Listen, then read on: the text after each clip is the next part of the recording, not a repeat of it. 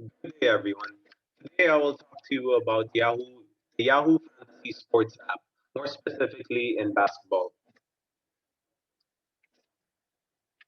Right. So, Yahoo Fantasy Sports app is basically a gamification of player statistics, and there are multiple sports. There is soccer, there's American football, there's golf, there's basketball, there's F1, and a few other sports as well. So it's quite an interesting uh, more male-dominated sports, and so it works very well for passionate fans of sports because it gives them more involvement in their teams, for example, or in the league. And there are two standard types. So one that I normally join in is this one, the head-to-head nine category, or there's also another one where it's head-to-head points league. So both of them have similar categories, although the main difference is that the nine categories includes percentages, like field goal percentages, that's the makes and the misses, and free throw percentages, the makes and the misses in the free throws.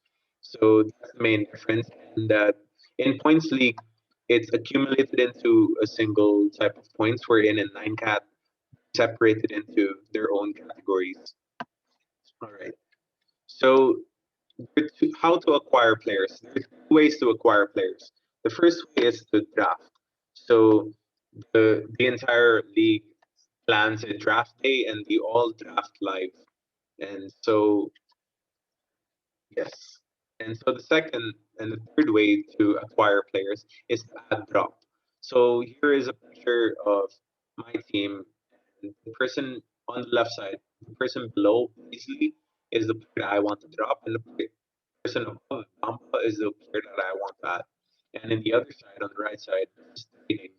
So you trade with other managers. So on the lower part, those are my players. I'm giving those two away for this one player on top.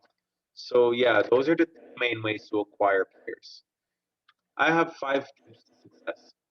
So first one is look at numbers, not names. So there will be a lot of big names that produce relatively small numbers, relatively lower numbers, while there will be unknown players, unknown names, small names producing big numbers. So it's very important to not be caught up in the name value.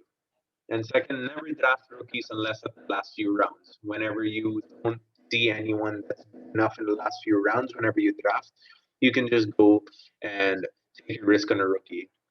But of course, as I said, it's a risk.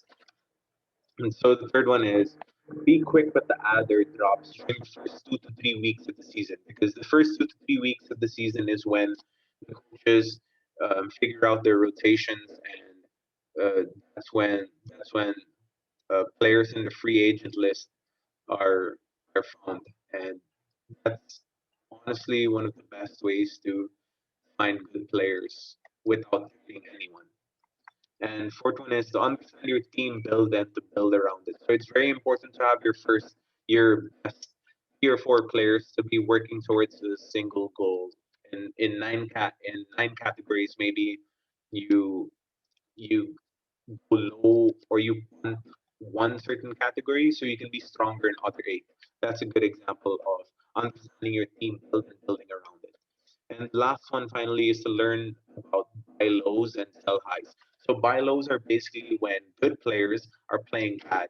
And so you can offer you can offer a lesser player for them because the player that you offer is playing better than the good player right now.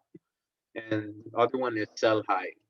It's basically the opposite. So when a relatively bad player is playing really well and is outplaying his ranking, and that's when you should sell high because a lot of these players go through peaks and throws, and when a bad player is playing really well, there's a high chance of them going down again.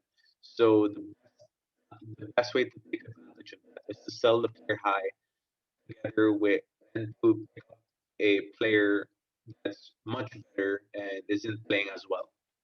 And yeah, those are pretty much the tips and how to use the Yahoo Fantasy app. Thank you very much. Take care.